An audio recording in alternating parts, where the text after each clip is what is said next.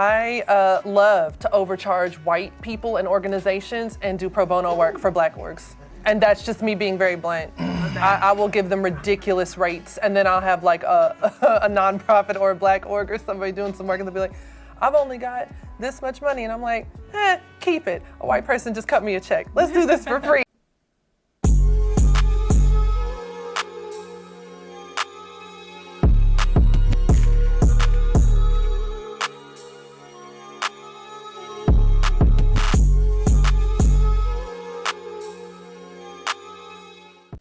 Yeah, I saw that same video up on X, bro, and I had to find the whole conversation because that's crazy. That's crazy. Like a brief little dive onto who that particular woman was or is.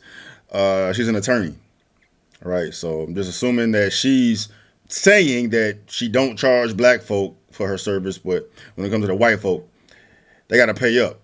And I'm here now. We're up on the Revolt YouTube channel, man. Comes from I don't know what the damn podcast is called, man, but it's a bunch of content creators that I'm assuming have gone viral, and then they're giving their opinions on whatever questions the host is asking them.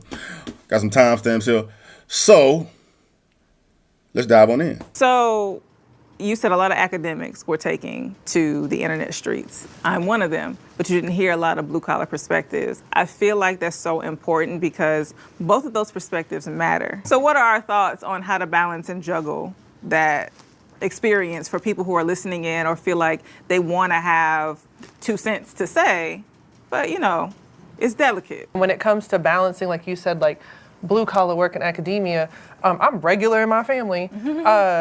It doesn't matter how many degrees I have. Yeah. My mother has instilled in me that myself and my sister who waits tables, we should be making the same kind of living and be able to pay for our lives and afford things and have health care and all those things. And that is truly what I believe. I don't think there's any reason why a lawyer and a cleaning lady shouldn't be able to afford like the same quality of life for their kids. For sure. That's so weird to me. That's idiotic. I'm not at all implying that cleaning ladies or professions such as these should not have access to healthcare. Adequate healthcare is that. I ain't saying that. But if someone is able to afford the highest of quality of anything due to the work that they put in for said profession, they deserve that. They put in the work.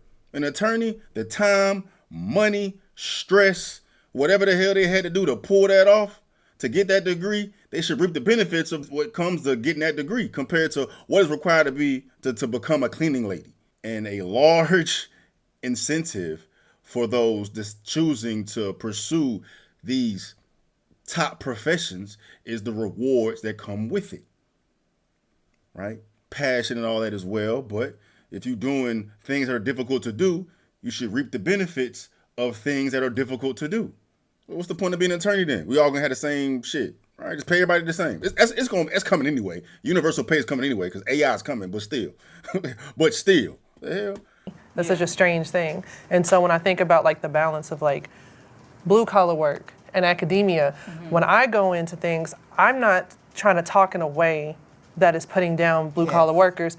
I see you have a problem and I've got some knowledge that can solve it, and now I want to yell at everybody else on your behalf. Like whenever I see like, especially when it comes like teachers and folks who need to unionize and like just giving that information so they can know how to push back. So I always think of it as like working together as a community and not working against anybody. But I do understand that there are folks who want to position themselves and give misinformation, disinformation, but I do want to be very clear, there are academics who do that too. There's a reason why the anti-vax movement pushed along. Andrew Wakefield was a doctor, and then he falsified studies about the MMR vaccine and autism. RFK Jr. is a lawyer. He's crazy. Like, so this foundation made up a whole bunch of academics. This whole thing about academia and blue collar, it's just like what you were saying, what y'all were saying, it's about being informed and educated. That doesn't necessarily mean being degreed.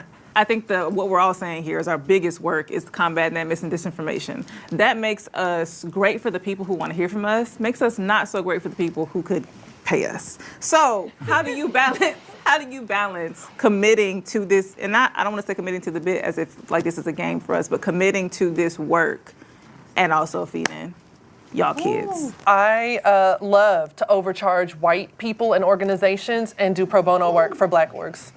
And that's just me being very blunt. I will give them ridiculous rates, and then I'll have like a nonprofit or a black org or somebody doing some work, and they'll be like, I've only got this much money, and I'm like, keep it. A white person just cut me a check. Let's do this for free. But honestly, like I try to balance like a lot of that pro bono work and being able to get paid work from folks who do have the deep pocket. There was no context needed, bruh. It's fucking racist, dog. That's all that is. It's fucking racist, right? Like you could have kept the white out of it. You could have just said, I charge motherfuckers with deep pockets, right? But you had to put white on it. Like everybody that's white got deep pockets. Everybody that's black is broke. Like either way you look at it, from whatever point you look at it, bro, it's fucked up and it's racist. It's got to be illegal to charge motherfuckers different, right? As an attorney, like isn't that a conflict of interest? It must not be, bro, because I wouldn't expect an attorney to come up here and say something like that on a podcast and implicate herself like that. But that's asinine. And I hope these white organizations that she's overcharged, run it back and say, run me my money back, bitch, because that's fucked up, bro. It's racist. And then I hope other white organizations or other potential white clients avoid being overcharged because of the color of their skin. What about all the broke white folks? You know what I'm saying? There's much more broke white folks in America than rich white folk.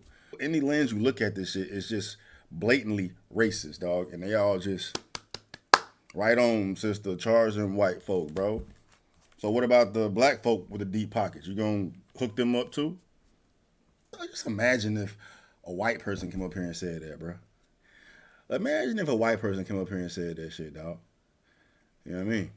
I give white folks service for free because I fuck with the white folks, and I charge black folks because I just don't fuck with the black folks. She might as well have said that because her reasoning is irrelevant, bro. It's not fair any way you fucking slice it, bro. She's allowed to say this. So hell, black folks out here struggling, you need an attorney to represent you, you don't want to pay, holla at her. What's her name? Her name is Elizabeth Booker Houston, right? Elizabeth Booker Houston is a true blue patriot who uses her platform to stand up for the Constitution and the Bill of Rights. Very first Google result shows this. Snake layering compliments, of course.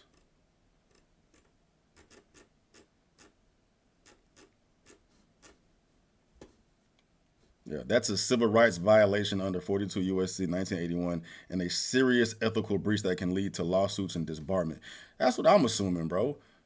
So based on Houston's statement, she overcharges white clients and is considered a hero. Hypothetically speaking, if I do not do business with potential black clients and charge them more for my services, I am labeled a racist. Facts, bro. Can't make this shit up, dog. Yeah, wonder what would happen if white folks stopped paying taxes. She literally just confessed to committing the crime on camera. This is a violation of Civil Rights Act 1964.